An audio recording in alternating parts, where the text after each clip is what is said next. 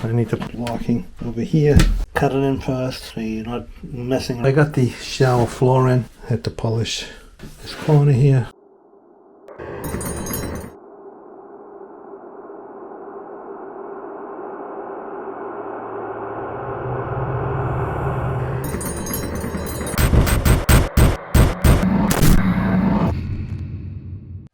Okay, so starting another master bathroom here, and this was actually a failed shower. Let me show you.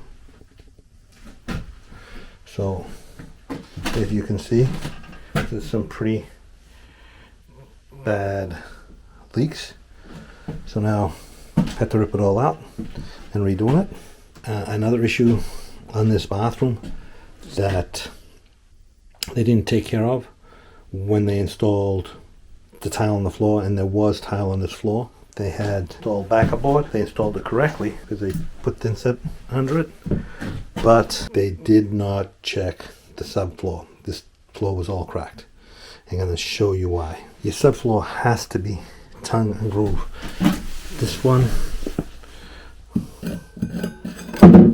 was not.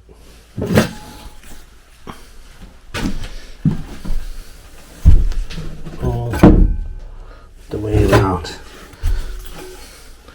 So that means when you step on this, I don't know if you can see it, there's going to be movement between the sheets. I don't know if you can see that or not. So that is a guaranteed cracked floor. Make sure you check your subfloor, that it's adequate and that it is the proper type of plywood. If not, like in this case here, we're going to have to install blocking between all the joists to support those gaps. Otherwise, any tile you put on here will crack. Might not crack immediately, but it will crack. Okay, so I got all the hydroband board up, and that's all I can do for today. So tomorrow I'm going to get some materials, fix that hole, fix this plywood loose, screw that down, put the mud in. I need to put a piece of blocking over here, screw all that down, and then put the mud in. I'm going to have to cut that 2-inch pipe because they glued it in, so I'm going to have to cut it and then put a couple on that one as well.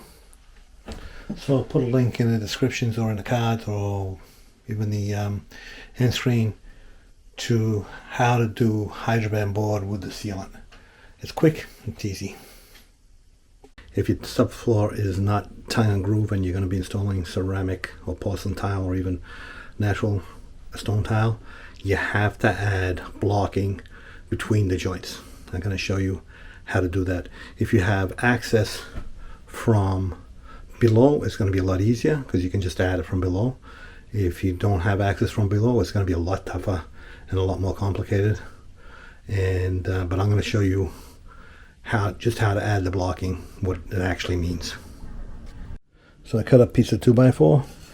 Could actually be strapping if you want to fit between the joists, and I put in a couple of screws, started some screws, and then I'm going to screw those down, and I'm going to end up with this. So let me do that.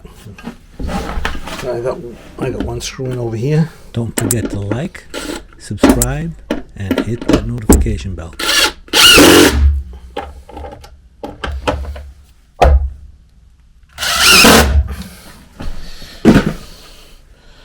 So now you put your plywood in.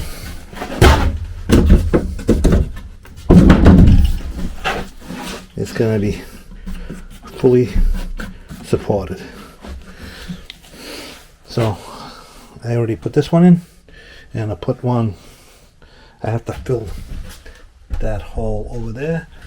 Okay, so I added a piece of 2x4 over there to support, to fill the hole and to support that that seam over there in that corner. I'll add in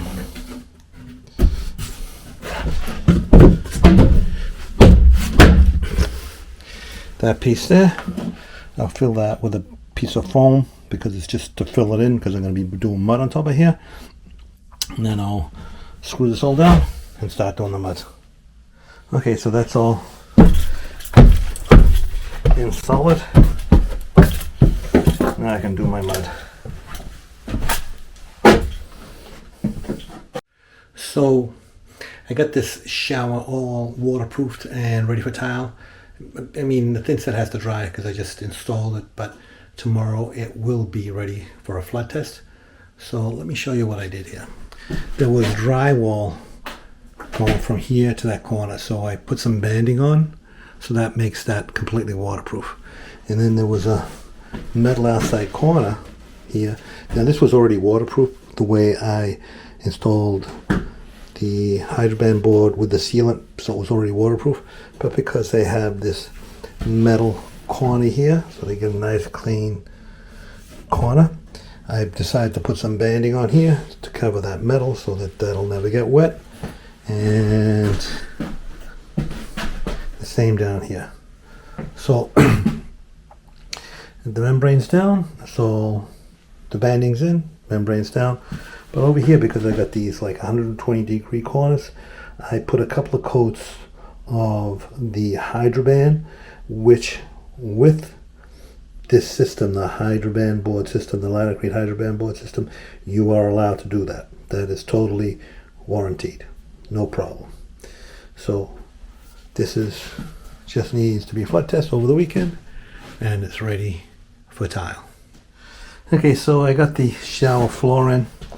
I wanted to center that drain in the tile, but it wasn't working out because I would have had like tiny little slivers, and then I wouldn't have had a balanced piece on either side and front to back. So I just had to go with that. Once it's ground, it'll look perfectly fine. And so shower floor is done.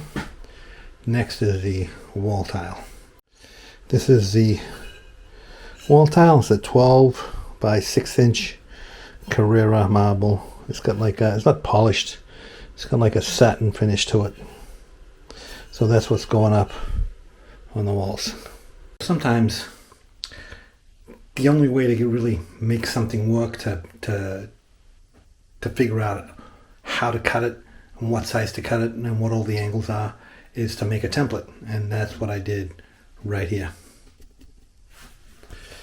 So this marble had to go down, across the curb, up the wall, and around to the wall over there. And then there's going to be another piece that's going to go up and down.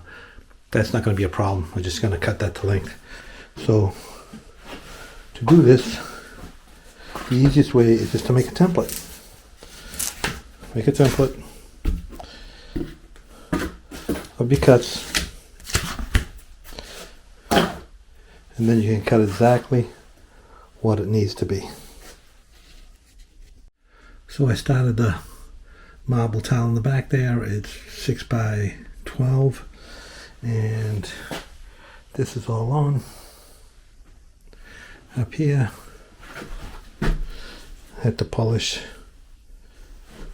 this corner here to make this work.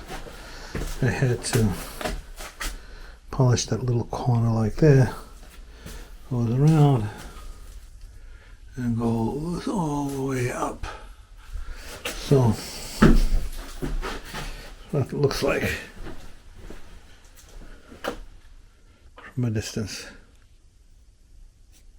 Got to mount the wall tile up, and going to show you something here that'll help you pull spaces out if you have to leave them overnight, or you have to leave them over a weekend like I do have to do. Instead of leaving the spaces, because when you put them in, you usually put them in like that, and they're pretty deep. So after a while, once the thin set starts to set up These ones I still can't pull out because they still slide a little bit, but I don't want to leave them deep like that. So what you do is you pull out your spacer and then just put it in just barely. So that way when you have to pull these out the next day or over the weekend, they come right out without a problem. And I'm folding these corners here. So when I cut this back wall, I saved this piece. So this piece here is the cutoff from this piece here, so that when you see that bottom there, so when it comes around, the shade is the same. It's actually the same tile, so you don't get odd shades in the corner. You know, these are full tiles, so obviously they're two different tiles. But that piece there and that piece there, they are the cutoff from the same tile, and same here. I have them all numbered over here. Those are for the inside the niche, and these are for the two walls.